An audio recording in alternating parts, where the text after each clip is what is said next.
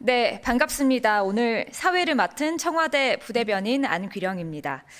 오늘 이 자리는 부동산 정책에 대해 국민 여러분이 현장에서 느끼시는 생생한 목소리를 직접 듣고 이를 정책에 바르게 담아내기 위해 마련된 국민 참여의 장입니다.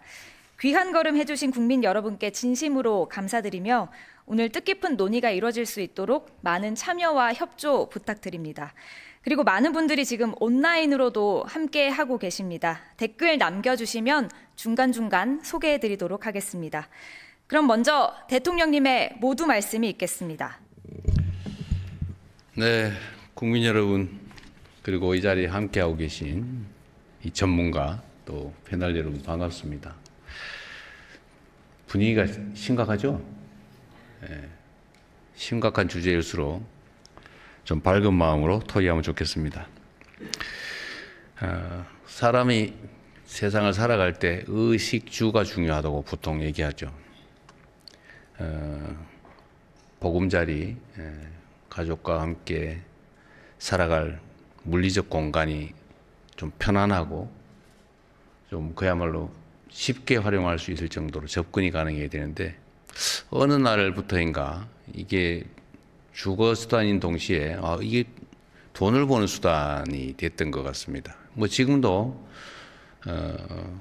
주택이라고 하는 게 꼭 주거 수단이기보다는 투자 수단이기도 하죠. 뭐 그 기능을 전혀 우리가 무시할 수는 없습니다. 근데 문제는 그 비중이 어느 정도냐, 이게 또 관건이 아닐까 싶습니다. 대한민국 국민들의 자산 보유 현황을 보면 부동산이 가장 많다고 해요. 그리고 객관적 수치로 봤을 때 부동산의 가격, 비중 이런 게 전 세계에서 아마 가장 높은 쪽에 속하지 않을까 싶습니다.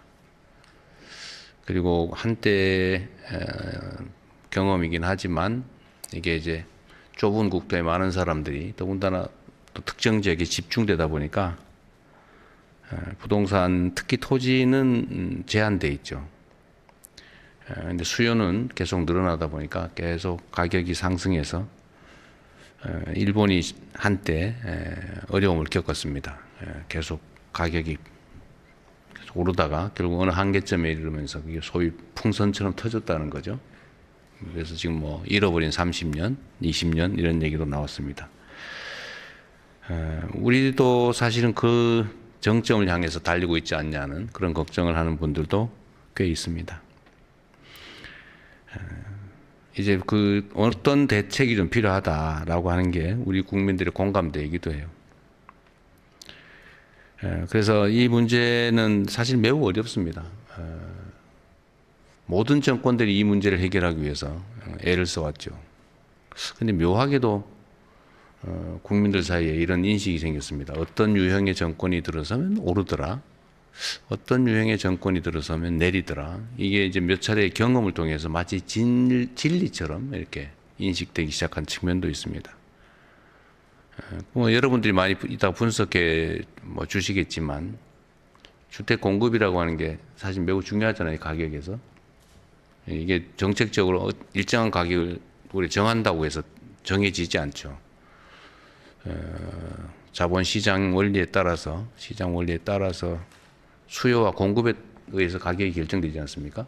그래서 뭐 누군가 그렇게 얘기하죠. 공급을 늘리면 해결이 되는데 문제는 어디에서 어떻게가 마땅치 않다는 거죠.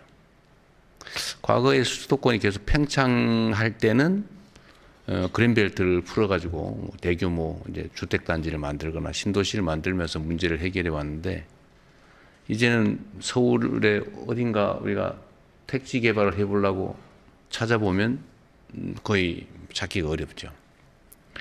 또 인근 주민들은 왜 그 좋은 땅을 훼손하려고 그러냐 이렇게 반대하고 또 일부에서는 왜 있는 땅을 놀리냐 거기라도 훼손해서 집을 지어야지 뭐 이런 입장도 있습니다.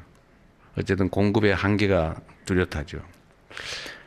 수요 측면도 보면 그렇죠. 수요도 내가 좀 더 쾌적한 집에서 살기 위해서 뭐 집을 늘린다든지 아니면 뭐 새를 살다 나는 이제 안정적인 내 집을 구해야 되겠다라고 해서 집을 사겠다, 취득하겠다는 이런 통상적 수요도 있는 반면에 집을 사놓으니까 보통 오르더라. 물가 이상으로 오르니까 이익이다. 한 채 사는 것보다는 두 채 사는 게 낫다. 3억짜리 사는 것보다는 30억짜리 사는 게 훨씬 효율적이다. 내 돈은 없지만 대출 받아서 사자. 이렇게 해서 누가 그런 얘기도 한번 했죠. 나 평생 한 채 한 채 사 모으다 보니까 이렇게 됐다. 이런 얘기도 있었는데,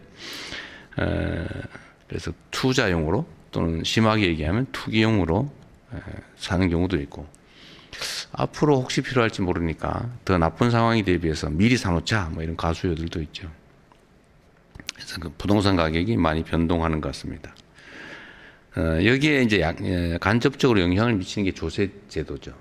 오늘도 아마 집중적으로 논의될 가능성이 많은데, 조세 제도라고 하는 것은 국가 재정을 확보하기 위해서 공정하게 국가 구성원 모두에게 부담하는 재정적 부담인데, 이걸 특정 영역의 수요를 억제하기 위해서 또는 공급을 늘리기 위해서 활용하는 건 약간 예외적인 상황이죠. 조세 제도의 원래 목적에서 사실은 살짝 벗어난다고 할까? 그것도 하나의 목적 중에 하나이긴 하지만 주 목적은 아니죠. 그래서 이 조세를 통해서 수요 공급에 관여하는 것이 과연 정당하냐, 또 어느 정도 개입하는 게 온당하냐, 이런 논쟁도 있을 것 같습니다. 그 외에도 예를 들면 금융 정책에 대해서도, 금융이라고 하는 그런 거죠. 개인이 돈 벌어서 내가 어디에 영업을 위해서 또는 개인적 관계에 의해서 빌려주거나 이런 것을 국가가 관여하기 쉽지 않습니다. 그런데 금융기관들의 대출 여력, 이거는 사실 국민들의 것이기도 하죠. 금융은 반쯤은 공적인 것이죠.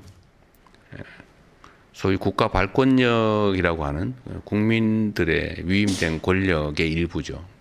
그래서 이거를 누가 쓸 것이냐, 누구에게 그 금융을 활용할 기회를 줄 거냐는 결국 정책의 문제로 치환될 수 있을 것 같습니다.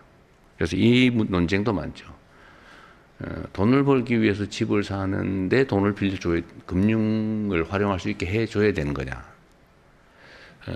사실 그렇게 되면 돈을 벌기 위해서는 주거용이라기보다는 투기를 위해서 금융을 활용해서 집값이 과도하게 오르면 그 집을 필요로 하는 국민들은 사실 피해를 보게 되죠.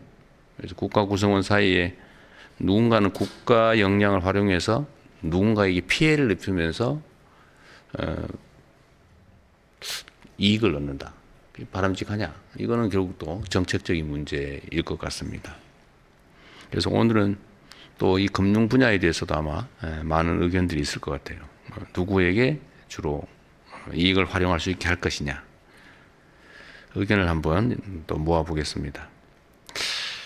지금 이 토론회를 하기 전에 각 부처 장관들께서 그 공급 문제 또 금융 세제와 관련해서 주제별 토론회들을 했던 것 같아요.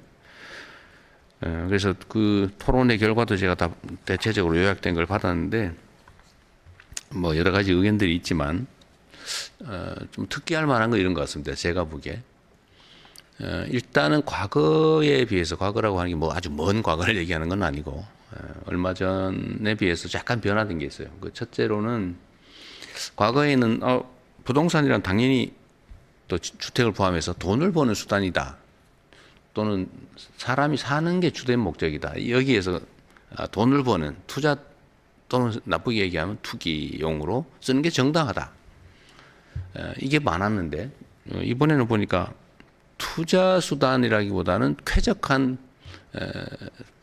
삶의 보금자리라는 측면이 많이 강조되는 것 같아요. 또 한 가지는 청년, 그다음에 신혼부부, 다자녀 가구에 대해서 좀 특별한 배려가 필요하다가 많이 늘었어요. 아마 우리 사회가 저출생으로 전 세계적으로 제일 먼저 소멸할 국가다, 이런 국제적인 지적이 있을 만큼 저출생 또 비혼 이런 게 많아지면서